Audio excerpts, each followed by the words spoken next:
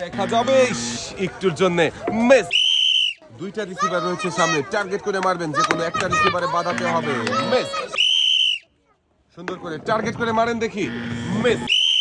দুইটা রিসিভার রয়েছে কাকা, টার্গেট করে যে কোনো একটাতে বাঁধাবেন। মিস। সামনে দেখে মারবেন, বলটা মাঝখান দিয়ে বেরিয়ে গেছে। মিস।